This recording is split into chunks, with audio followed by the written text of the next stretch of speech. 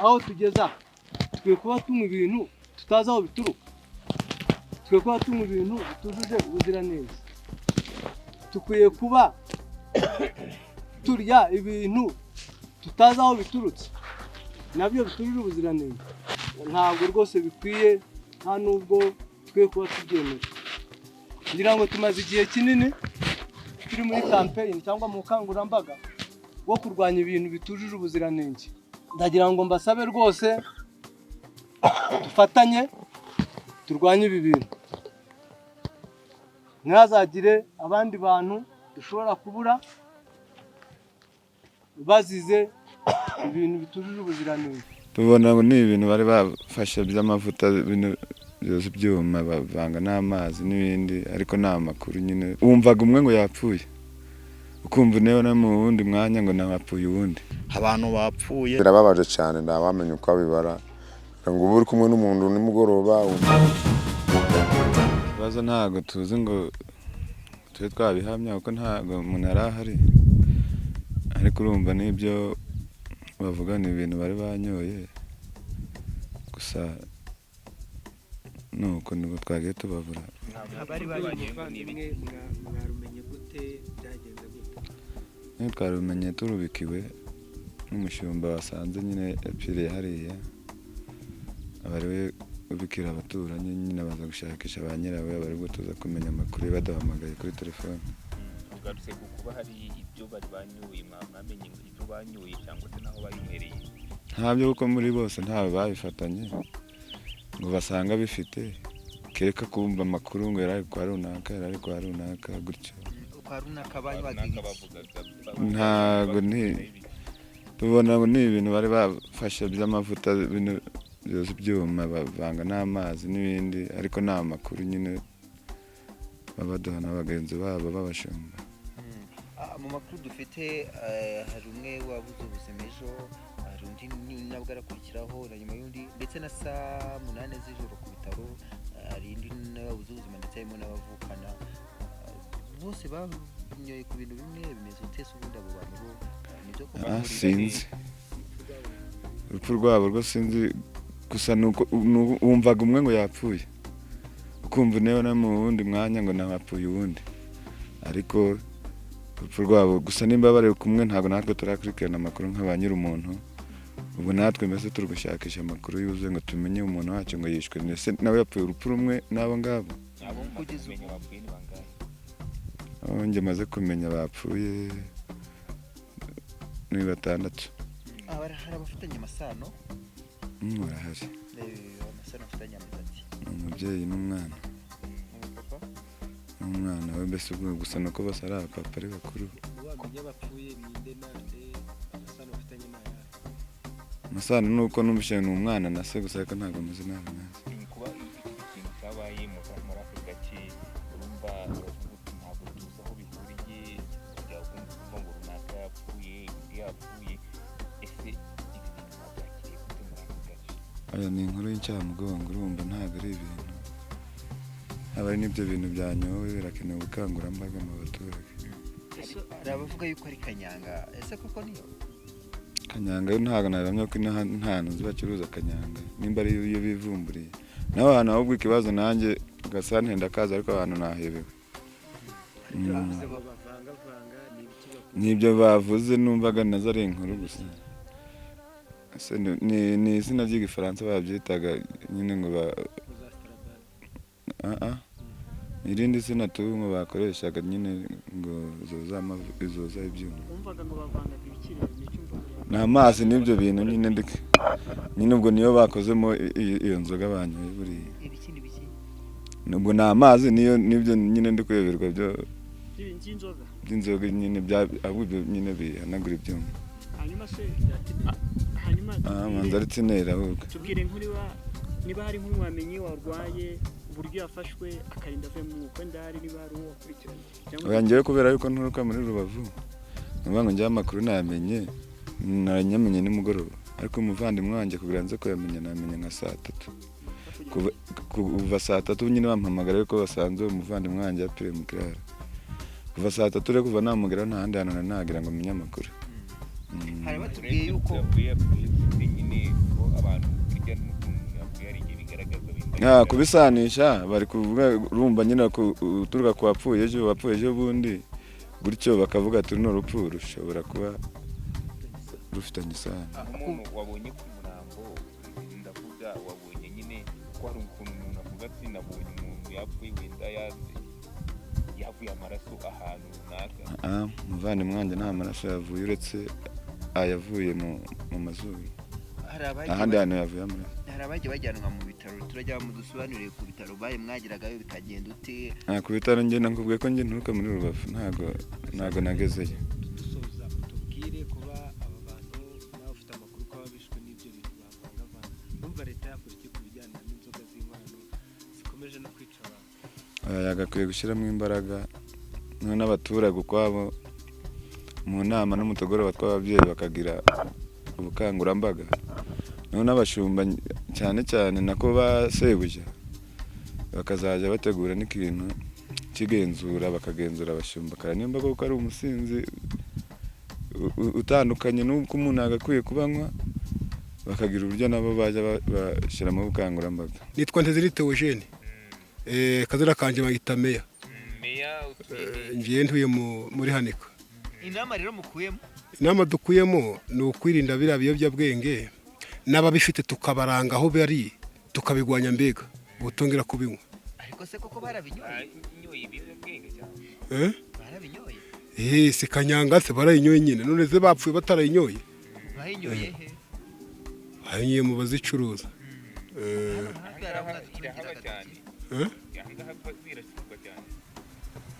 Zirazicuruzwa cyane nyine, ni mu bwenge wazicuruza cyane se. Ariko amakuru y'aba bantu ukuntu bagiye bapfa mwayamenye gute? Byatangiye ute? Bitangira nini kwa ko n'umuntu ayinywa ukumva ngo yapfuye mu gitondo ukabaza aho yanyweye ukahamenya, undi arapfa kurikiraho umenya aho yanywereye. Bose barapfa. Hajyane kuwa kangane kuwa gatanu ku cyumweru mu gitondo ejo. Oya kuwa gatanu, kuwa gatandatu. Tuganirize mbese urukundo rero hamwe ukuntu byatangiye tenda uyu munsi gutya byagenze gutya na gutya. Oya ntagewe kamubwire ndagira hari hirya hejuru hariya. Ariko hari umukecuru wapfuye bavuga ko yanyoye inzoga ya kanyanga. Abo yapfuye kuwa gatandatu. Undi nawe apfa ku cyumweru. Bavuga ko banywa ni kanyanga, ariko nanje uko mbize ni kanyanga.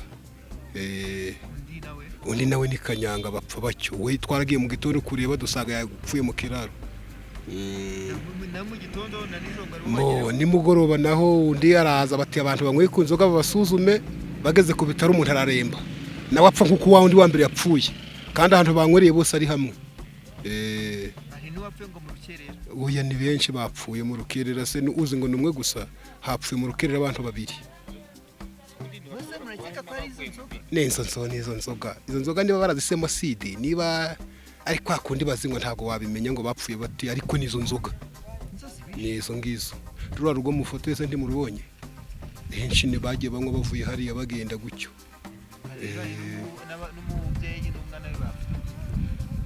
Umubyeyi n'umwana we ni umusaza ni yitwa Mbera Abagabo, yapfuye ni hara hepfo y'inzu mu foto ye. N'umugabo ahubwo ni warabubatse afite yasize imfubyi z'abana batoya n'umugabo nawe. Urera abayobozi baraje n'inzego z'umutekano niresomo mukuyemo?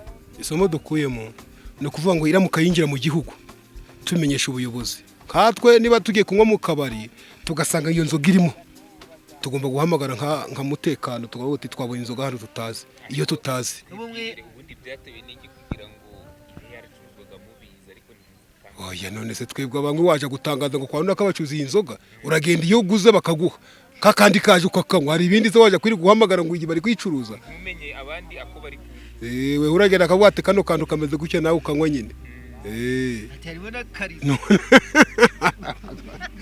Awarimo kariro nyine naze wakareka kuka na kariro nyine. Mushaka kariro. Wayakarira cyane bira ntago mbinywaga ngewe. Narabiretse ngewe. Nyine bari abantu bakanywa karabatwitse, ariko nje ntabwo iranayinywa. Ati rero namara yose kuri uyu musozi wose. Ubwo nuko. Ariko bira bintu ari bishoboka. Nje bari abantu bicuruza. Abantu ibaza abantu bari ngo bapfe mu mudugudu umwe wana rero nka hepfo mu Rusisiro. ubwo twabara nk'abantu 3 bapfuye undi wa kane ari mu bitaro ntago tuzi niba arakira. ntago byari bisanzwe zirakarishe zaje ari umuriro none ubundi ko zitabicaga none zaje ari igitagaza ari umuriro go kubatwika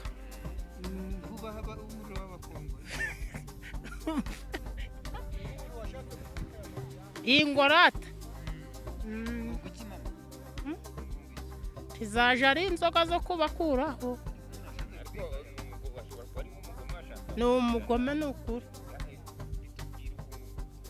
none simbitekereza kuko umuntu waje si nko kurimbura abantu ni umugome. Inkuru ibabaje cyane iteye agahinda kuko ibintu nabonye bidasanzwe. Ibidasanzwe wabonye ni biki? Byo kubona umuntu wapfa ngo yasomye ku kantu ngikinguye. Amakuru twe twumva nuko ngo inzoga basomyeho barizo bari bikoreye wowe wabyumvishe gute? Amakuru numvishe nuko ngo basomye ku nzoga ngo niba ari za kanyanga ibiyoga by'ibikorano gutyo. Yacururizwaga hehe? Numvishe kuvuga ngo ni muri ahepfo niho bazinywereye ndo namenya ko niho ndamenya hano baba barazinywereye. Ni muhe mudugudu? Mudugudu wa Mubasango hepfo. Mudugudu? Mubasango. Umudugudu wa Sango. Akagari ni Rusha. Niho banywereye abo bantu bose. None abo wamenye ko babuze ubuzima bangana gute ni bangahe? Abo nzi amazina yabo wenda yo kuranga muntu sinamenya ukuntu yitwa, harimo Rukundo, akabamo umusaza witwa Rugendo, akabamo umukecuru witwa nyina wa Tiyeri, mbega irindi zina gye ndandi kubyibuka, n'undi musaza wo bazanye ubu ngubu, n'abandi bagwaye bane barimo Nigena n'abandi n'uwitwa Claude. Uwo witwa Claude yapfuye bamazanye nimugoro. Hamaze gupfa abantu manza bagera muri 4 ni batari 5. Hanyuma amandi makuru avuga ko izo nzoga ari izo wenda umuntu yikoreraga ku giti cye yigerageza ikoranabuhanga. Mwebwe mwumvishe ko zari zisanzwe cyangwa n'inzaduka n'inshashi nahanga? Izo nzoga nyine numvishe bavuga ko zari zisanzwe bazicuruza ariko bazirangura nabo nyine utamenya ngo ubwoko bwazo, numva ko bari gucyo nyine ngo ni kanyanga. Isomo ridusigiye nuko nakifuriza abantu baba bagifite umwuka ugihumeka batanyoyeho ngo babe bapfa batakifuza kuba bazinywa gucyo, nakifuriza ko batazinywa. Ariko buriya nubwo uvuga ngo batazinywa, iyo ngiyo niyo mwabonye yisha abantu, ariko hari n'izindi zigenda ziza muri ubwo buryo. Nge nakifuza ko ubundi inzoga zose n'uwo wabona umusururu numva ko nta muntu ugomba kuwusoma, tujuje ubuziranenge. Abantu 5 bose ubu ngubu mugiye gushyingura namarira kuri uyu musozi n'agahinda mufite kameze gake? N'agahinda gateye, mbega birababaje cyane, ndabamenye uko abibara ngo ubu uri kumwe n'umuntu nimugoroba wumve ngo umukanya agiye kwa muganga, ngo umukanya baramujanye ngo ahisagwayo mu bitaro ngo atagwaye ngo yasomye ku nzoga iyi n'ibwo, umva ni ibintu bitameze neza. Ariko se nubwo uvuga ko ari 5, nkurikije uko uvuga ngo umuntu ngo ari kugwa hasi akagira ute, uwayisomyeho wese ubu ngubu ntiwasanga hari n'abapiriye no muri ibi bikuyu benshi bataramenyekana? Nabyo byanashoboka kuko numva ko ari ubari bubiri banywereyemo n'ahandi no hakurya muri ya nabwo habagamo ububari, ubwo banywaga batandukanye nyine, ubwo ni benshi mbega ubwo baba n'abatari baboneka umugani wawe bashobora wenda nko kugaragarana nge ejo nangwa se na nimugoroba. Ntabwo bamufite ko banywereye mu tubari dutandukanye. Ntabwo abantu bose ari kuvuga ngo banywereye mu kabari kamwe. Ariko inzoga aho yavuye ni hamwe. Ariko iyo nzoga bari kuvuga ni inzoga imwe, ntabwo yavuye ahantu hamwe, ni inzoga bari kuvuga ko ari kanyanga banyweye. Iyo nzoga muyita ngo ikina? Ngo yita Rubenge. Twabyumvishe tugize no tuje mu kazi, twumvishe bavuga ko ari inzoga banyoye ishobora kuba ari zimwe mu nzoga zino zitemewe. Ubwo rero bazinyoye bamwe bitaba Imana. Abazinyoye ni bande? Bazinyoye he? Ntabwo nzi amazina yabo, ni hano muri Arusha mu kagari ka Arusha. Niho bazinywereye. Umudugudu mwamuzi? Oya, umudugudu ntawo muzinjire, ntuye mu epfo muri Rubavu. Mwumvaga ari bande rero bapfuye? ntabwo mbaza amazina ni bangahe ni nka bangahe numvaga bavuga ko bashobora kuba bageze kuri 7 bose bapfuye yego bishwe n'inzoga yego ibintu si byo bisanzwe oya ntabwo bisanzwe babyakiriye gute rero birumvikana iyo ibyago byabaye nyine baba babyakiye nabi ntabwo biba binejeje bari babaje ku musozi ni inkuru ibabaje cyane umva imiryango yabuze abantu bangana gutyo umva nyine ni ibyago bikomeye si nkaho ari ikiriyo mu kagari kose cyane no kumara kubona abantu 7 ni abagabo ni abagore ni abagore n'abagabo nandi kumva bamwe n'abashumba n'abasanzwe banywera aho nyine bazinywereye n'ubusanzwe bari bazinywa ubusanzwe bazinywa ubundi baje kwiga kunywa ikintu kandi kugiye kucigiraho haravuga rero yuko ngo baba banarugewe sinzi ariko nyine ketse ko natwumvishe ngo ni inzoga zabishe rero ngo ishano ryacitse umurizo umva ni ibintu bibabaje cyane kuri aka gasozi icyifuzo cyanyu ni ikihe icyifuzo cyacu ni ko nyine baca izo nzoga ntizigaruke ugahita zongera kwangiza n'abandi ngo ni ibintu bibaje kuri aka gasozi kubera iki bibabaje impamvu bibabaje nyine ni uko twabuze abantu benshi ese aho bazinywereye murahazi bazinywereye ahantu bita muri Arusha ni mu mudugudu wa Ndabunguzi uko ndibuka abana rero tubwira ukuntu byagendaga rero bafatwaga gute kugeza ubwo bigeraho bashyiramo umwuka nyine numva ko njyewe ko nabyumvishe ari umushumba gipfa bwa mbere bavuze ati ko bamusanganye icupa rya kanyanga aryamye yasinziye wa kabiri nyine abandi bagiye barabajana ku bitaro bakagwa ku bitaro kumva ko hari n'undi basanze hejuru mu musozi aho yapfuye nguko none se aho hantu banywereye n'imbaraga bari urugo bamuganira basanga mu misozi hose huzuye imirambo iyo abantu banywereye nyine kubera nyine ako kabari kakira abantu benshi ntibamenya ngo bapfe nabangana iki nanukomeza bagashishoza bakareba hirya no hino barakeka ko baba barenze abangaba twanyweraga abantu benshi wowe wigeze ukanyweramo oya ariko si yo kanyanga ituruka kenshi na kenshi ikunda guturuka iyo muri Kongo na za Uganda sibe dusigiye nakubwiye ngo ni ugufata ingamba tugufata umwanzuro wumvishe ko bapfuye bari babishwe n'iki haravuga ngo bari bikoreye kanyanga bo ubwabo ubu nk'amakuru wumvishe ameze gute ntatwe ko turi kubyumva tuvuga ko ari kanyanga banyweye ikaba yabishe ariko ntabwo tuzi amakuru neza kuko tutari turi kumwe nta makuru dufite hari igenda bishwe n'indi ndwara kuko indwara zihari ziri hakurya uzi ko Ebola yateye hagiye wenda ariyo yabageze ahangaha ntabwo twamenya rero ko ari kanyanga yabishe ntabwo twafata amakuru ngo tumenye ko ari kanyanga yabishe ntabwo tubizi pe wowe uzi bapfuye ni nka bangahe ndi kumva ari 6 hari abo mwari muziranye se turazira bose turaziranye bose bapfuye kuri uyu musozi dutuyeho amarira n'agahinda biri kuri uyu musozi wabisobanura ute niba hapfuyemo abantu barenga 6 nta marira nawe ni menshi twarize twihanaguye igikuba cyagwiriye umusozi wose kuko abo ndi kuvuga tutuye umudugudu umwe tandwe no mu kagari umudugudu umwe oya abo bangahe bane mvuze barabaturanyi banje umudugudu umwe ariko barasamara yose mu mudugudu ra sasamana amarira nawe ni menshi nawe uri kubyumva amarira ni menshi reba amarira ni menshi mu mudugudu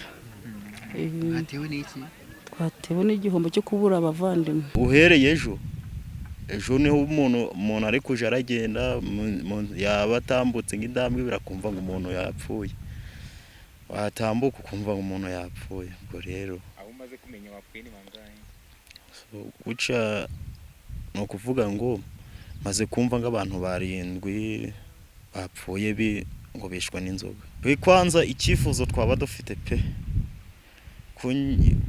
icyifuzo twaba dufite ni ukuvuga ngo aba bantu bapima inzoga ikintu cy'ibanze bakagombye kumenya ni ukumenya yuko inzoga byibuze niba unagiye kuyinywa ugomba kumenya ngo mbese inzoga ugiye kunywa ni ubuzima uri kwishiramo nangwa uri kwishira mu kaga. Byatangiye kugaragara yuko bari gupfa bishwe n'inzoga hanini, bakagombye gukurikirana mbese uyu muntu yaziranguye he naho hantu naho bakahakurikirana kugeza ku isoko yaho yakorewe nyirizina, bakamenya n'inzira yaciyemo, niba mbese bakibaza ati yahageze mu buryo bwemewe. Murakoze cyane. Ahangaha mu murenge wa Bigogwe, akagari ka Rusha, muri iyi santere nk'uko mwatubonye duhari cyangwa se ku makuru mwagiye mwumva, twagize ikibazo aho abaturage bacu 6 bitabye Imana. Mu by'ukuri bakitaba Imana mu buryo butunguranye, ari naho nk'uko mubivuga cyangwa se nk'uko murimo mubibaza, byateye abaturage uko bagaragara ahangaha ikibazo. Mu byagaragaye rero nuko amakuru tuyamenya, twaje gukurikirana kugira ngo turere impamvu y'izo mfu. Dusanga haba hano kwa muganga twabajije ndetse namwe mu miryango batubwira yuko abo bavandimwe babo baje bataka umutwe mu nda ndetse bafite n'umuriro. Ibyo ngibyo bikaba ari byo byabaye inzira bamwe yo kubura ubuzima. Hari byo twabazaga abaganga, ese impamvu yaba yaturutse kuki koko mukurikije ko mwaganiraga n'ababazanaga. Batubwiye yuko mu bigaragara bashobora kuba hari ibintu bariye cyangwa se banyweye bitari byujuje ubuziranenge, bishobora kuba ariyo mpamvu yaba yateye uru rupfu. Ubutumwa ni ubuhe ku banywa inzoga nk'izo zitujuje ubuziranenge? Ubutumwa bwa mbere, ntabwo ari byiza ko umuturage uwo ari we wese, si n'uyu munsi tubivuze, ni igihe cyose, ko afata arya cyangwa anywa ibintu atazi aho byaturutse, cyangwa se ibintu mu by'ukuri navuga yuko atashishojeho neza.